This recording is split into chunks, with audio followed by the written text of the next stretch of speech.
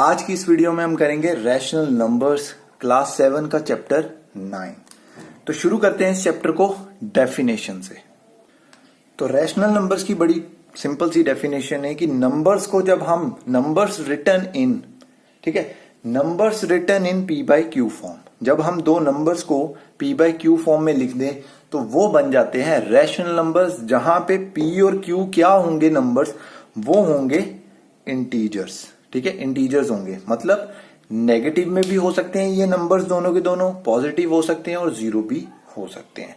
लेकिन कंडीशन क्या है इसकी? कंडीशन है कि जो नीचे वाला नंबर है डिनोमिनेटर में, जो हमने क्यू माना है, वो जीरो कभी भी नहीं हो सकता। ठीक है, एग्जाम्पल 1/2 -2/3 5/4 एंड -1/2, ये सारी की सारी एग्जाम्पल्स है।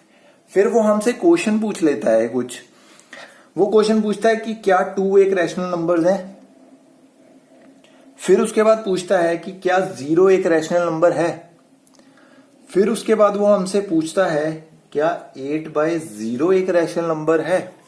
तो लास्ट वाला तो आप फटाफट से बता दोगे, क्योंकि यहां पे हमने ऑलरेडी कंडीशन ली है कि Q 0 नहीं होना चाहिए, तो ये तो नंबर रैशनल नंबर्स नहीं है, ये तो गलत हो गया। इन दोनों में क्या कंडीशन है, क्या ये दोनों रैशनल नंबर हैं या नहीं है? हमने तो यहाँ पे पढ़ा P बाई क्यू फॉर्म होनी चाहिए, तो चलिए इसको P बाई क्यू फॉर्म में लिखते हैं। आप देखो 2 को मैं ऐसे लिख सकता हूं 2/1, और 0 को तो मैं कुछ भी लिख सकता हूं, 0/8 भी लिख सकता हूं, इसको मैं 0/1 भी ले लूं, तो ये रहना तो 0 का 0 ही है। तो ये बन गई P बाई क्यू फॉर्म दोनों की, तीनों की। तो इसीलिए जो हमारा 2 है वो भी रैशनल नंबर है, हमारा 0 भी रैशनल नंबर है। इससे हमें पता चलता है कि कोई भी नंबर जो है वो सारे के सारे क्या होते हैं, रैशनल नंबर्स होते हैं। चाहे वो नेचुरल नंबर्स हैं, चाहे वो होल नंबर्स हैं, चाहे वो इंटीजर्स हैं, सब के सब हम रैशनल नंबर्स में लिख सकते हैं, कोई दिक्कत की बात नहीं। ठीक है, तो अगली बार कोई पूछ ले भाई क्या 2 एक रैशनल नंबर है, तो रैशनल नंबर है, क्योंकि इसको हम 2/1 की फॉर्म में लिख सकते हैं। तो ये तो होगी हमारी कि रैशनल नंबर्स होते क्या हैं। इसके बाद हमारे मन में क्वेश्चन आता है कि ये P बाई क्यू फॉर्म वाला तो हमने फ्रैक्शंस में भी करा था, तो सर इन दोनों में डिफरेंस क्या है? डिफरेंस सिर्फ छोटा सा है कि जो हमारी फ्रैक्शंस होती है ना, वो बनती हैं होल नंबर से। किससे बनती हैं वो बनती हैं होल नंबर से, लेकिन ये हमारे इंटीजर से बनते हैं। दैट्स इट, बस इतना छोटा सा डिफरेंस है और कोई डिफरेंस नहीं है इन दोनों में। ठीक है, इसमें चीजें सारी की सारी हम फ्रैक्शंस वाली करेंगे, तो फटाफट से चलेंगे, ज्यादा टाइम नहीं लगाएंगे इसमें। ठीक है, तो चलिए नेक्स्ट टॉपिक पे चलते हैं। हमारे नेक्स्ट टॉपिक है इक्विवेलेंट रैशनल नंबर्स। इसको समझने के लिए हमें पहले स्टैंडर्ड फॉर्म और लोएस्ट फॉर्म को समझना पड़ेगा, जो आपने ऑलरेडी समझा है। तो फटाफट से इसको कर लेते हैं, ये वाला टॉपिक। 26/30 ये आपके पास रैशनल नंबर है, कहता है इसकी लोएस्ट फॉर्म लिखो। लोएस्ट फॉर्म का मतलब है इन दोनों में, दोनों ऊपर और नीचे वाले नंबर्स में कोई भी कॉमन फैक्टर नहीं बचना चाहिए। तो 2 मुझे दिख रहा है, इन दोनों में कॉमन फैक्टर था, मैंने डिवाइड करा, मेरे पास आंसर आया 13/15। इसके बाद दोनों में कोई भी कॉमन फैक्टर नहीं बचता है, तो ये इस नंबर की 26/30 की lowest form of rational number है। तो यही लोएस्ट फॉर्म आप इधर यूज करोगे जब आपको पूछे क्या रैशनल नंबर्स इक्विवेलेंट है या नहीं है। तो आपने क्या करना है, मान लो आपको 3 रैशनल नंबर्स दे देता है वो, और पूछता है कि क्या ये इक्विवेलेंट है या नहीं है। देखो ये तो ऑलरेडी लोएस्ट में है। इन दोनों में कौन सा नंबर कॉमन आ रहा है, कौन सा फैक्टर दोनों में कॉमन है? 10, तो 0 से 0 काट दो, 1/2 बन गया। इन दोनों में कौन सा फैक्टर कॉमन है? इन दोनों में है 12, तो 12 1s are 12 and 12 2s are 24, तो ये भी 1/2 बन गया। 1/2, 1/2 एंड 1/2, तो ये तीनों के तीनों क्या है? इक्विवेलेंट रैशनल नंबर्स है। बाय चांस इसका 1/3 आंसर आ जाता मान लो, तो ये इक्विवेलेंट रैशनल नंबर्स नहीं होती। तो ये सब आपने फ्रैक्शंस में करा है, इसलिए इसको फास्ट करते हैं थोड़ा सा।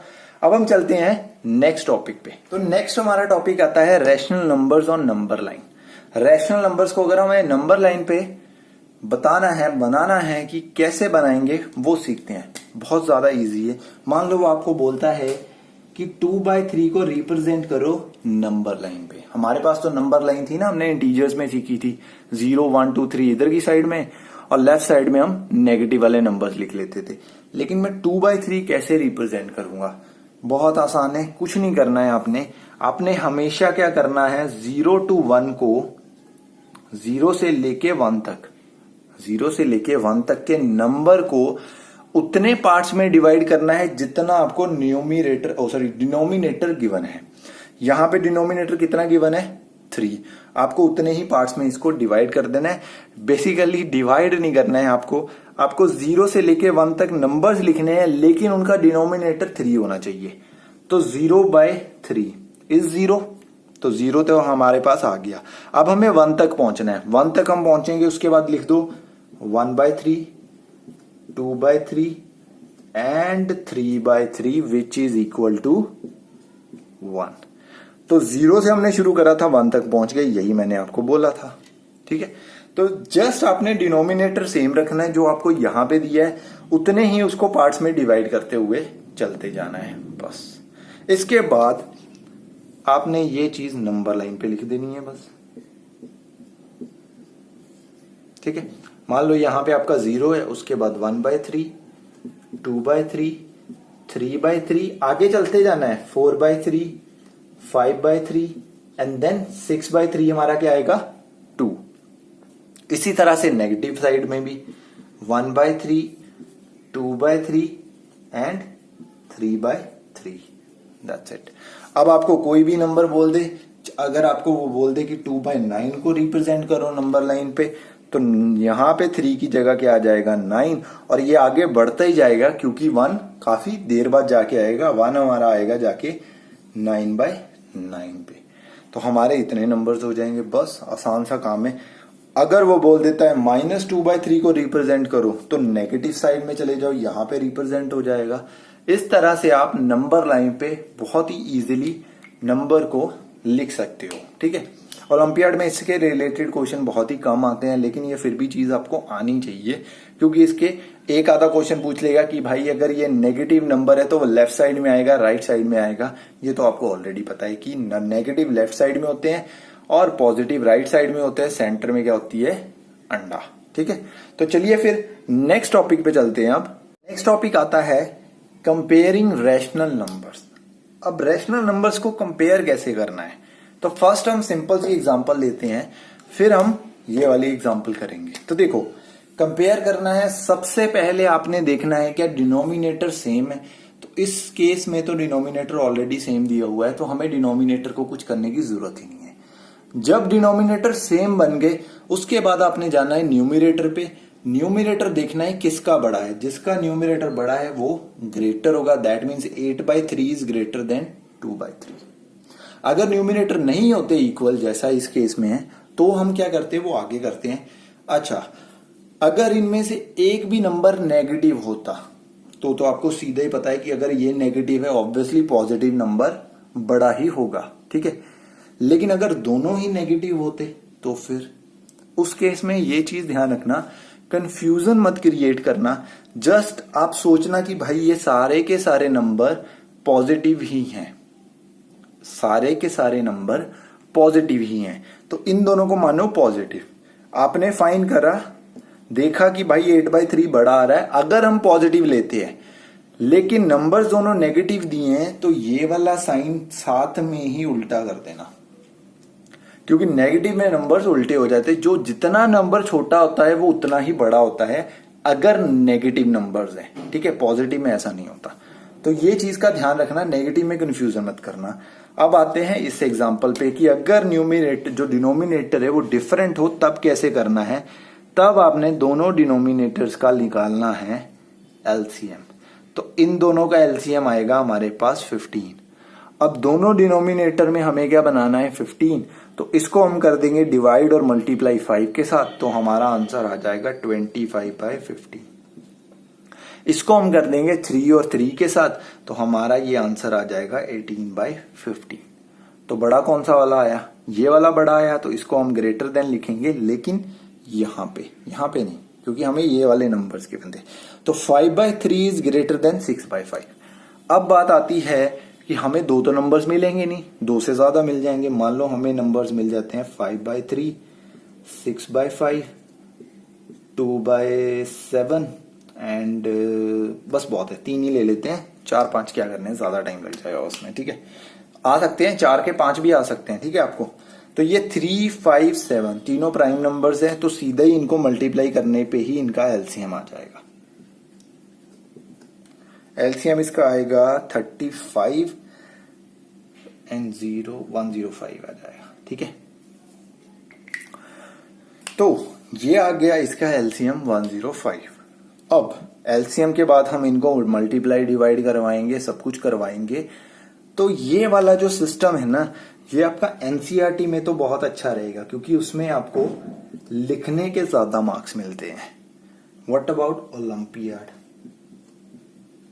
ओलंपियाड में मैं क्या करूं, क्योंकि इतना बड़ा काम अगर मैं करने बैठूंगा वहां पे तो भाई मेरा तो टाइम चला जाएगा। और जैसा मैंने आपको बोला था कि 1 मिनट के अंदर अंदर आपका क्वेश्चन सॉल्व होना चाहिए, तो उस केस में आप क्या करोगे, आपने क्या करना है, आपकी डिवाइड उसके लिए स्ट्रांग होनी चाहिए कि आप दिमाग में ही इसको डिवाइड कर पाओ। तो 3,5 से डिवाइड करूंगा तो मेरा आंसर आएगा 1.66। आगे चलता जाएगा, पर मुझे डेसिमल के बाद 2 या 3 नंबर चाहिए, उससे आगे मैं नहीं जाऊंगा। 5 को जब मैं इससे डिवाइड करूंगा तो मेरा आएगा 5 1 5 एंड 5 2 10, 1.2।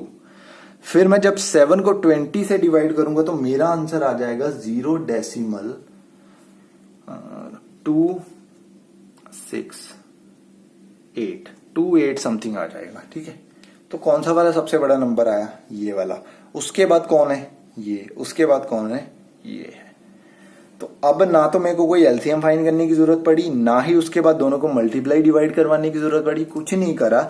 मैंने सीधा नंबर्स को डिवाइड करा और मेरे को सीधा का सीधा उसने आंसर दे दिया कि ये greater than this and greater than this, that's it.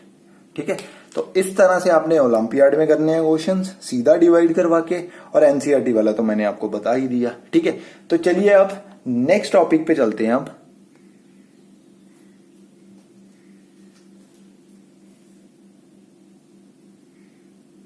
हमारा नेक्स्ट टॉपिक है, अगर वो हमें बोले कि रैशनल नंबर्स फाइंड करो बिटवीन एनी 2 रैशनल नंबर्स, मतलब कोई भी आपको 2 रैशनल नंबर्स गिवन कर देगा और बोलेगा कि उसके बीच में 3, 4, 5, 10, 20, 30 जितने उसको चाहिए उतने रैशनल नंबर फाइंड करने को बोले, तो आप कैसे फाइंड करोगे, वो हम करते हैं। ठीक है, सिर्फ और सिर्फ 2 स्टेप्स होंगे इसमें, 2 से ज्यादा स्टेप नहीं है। तो स्टेप 1 करते हैं पहले।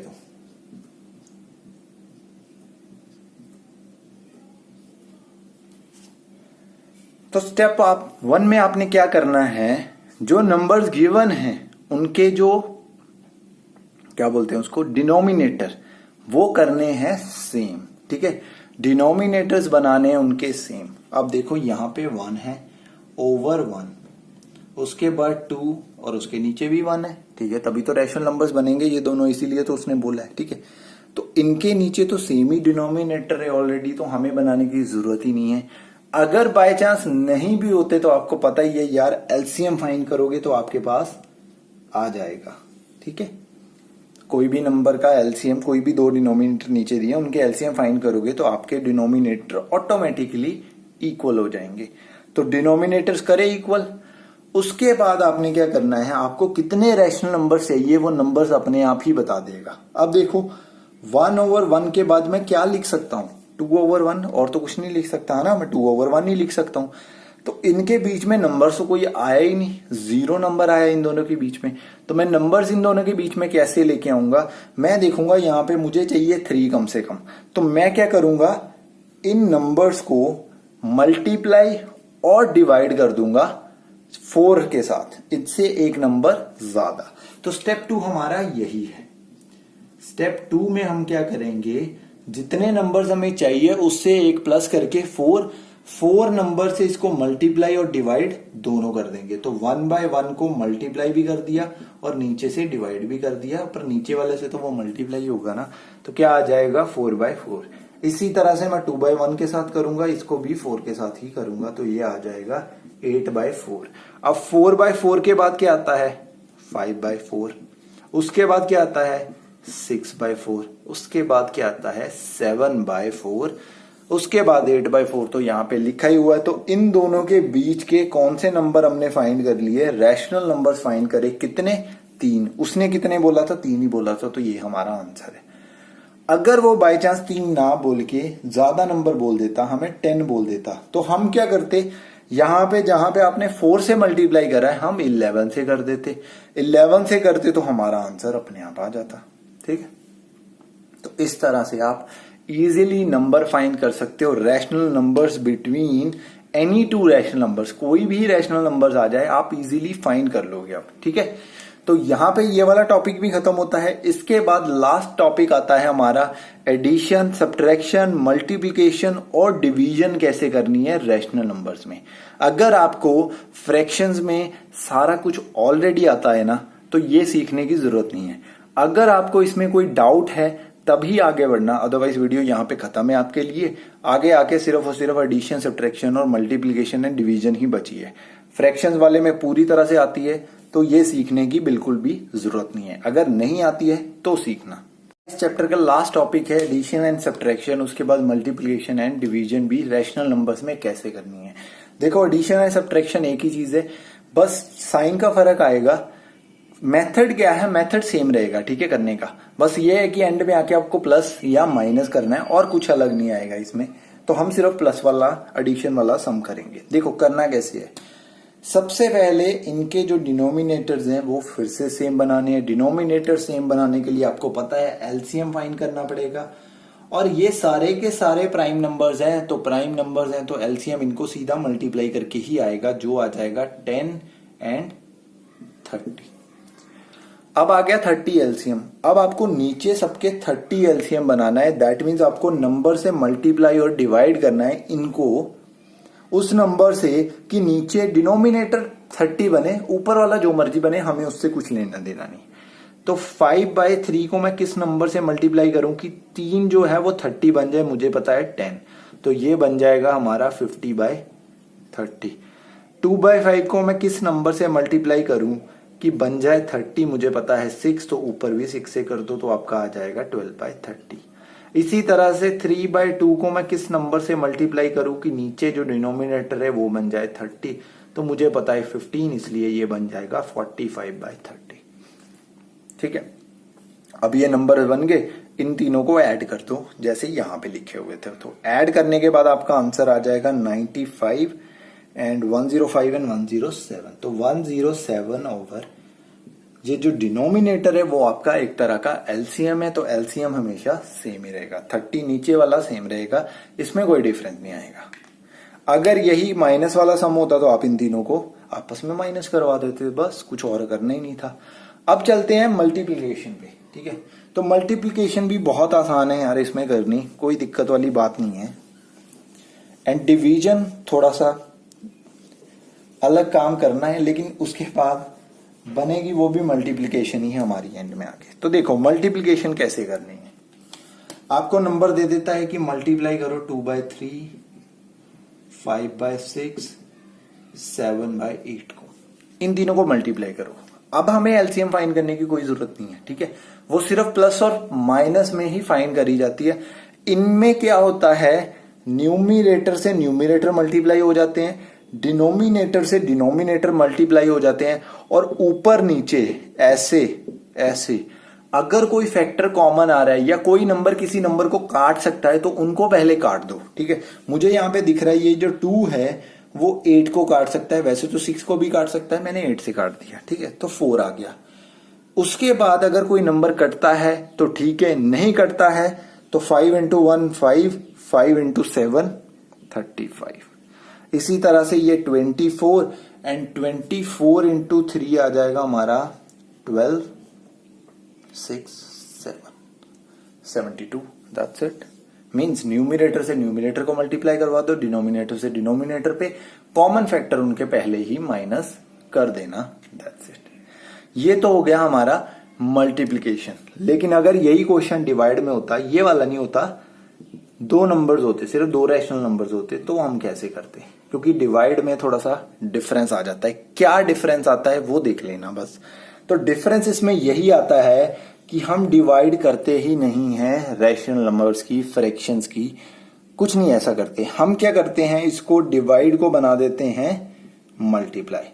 तो क्या उससे होता है कि अगर हम इसको चेंज कर रहे हैं, एक डिवाइड था उसको हमने मल्टीप्लाई बना दिया, तो क्या चेंज आएगा उसमें। डिवाइड को जब हम लिखेंगे मल्टीप्लाई तो उसके जो आगे वाला नंबर है ना वो हो जाएगा रेसिप्रोकल। रेसिप्रोकल मीन्स जो 6 है वो ऊपर चला जाएगा और जो 5 है नीचे चला जाएगा। मीन्स डिनोमिनेटर न्यूमिरेटर बन गया और न्यूमिरेटर डिनोमिनेटर बन गया। तो यहां पे आ जाएगा 6/5 और ये आ जाएगा 2 and 4/5 हमारा आंसर आ जाएगा। That's it.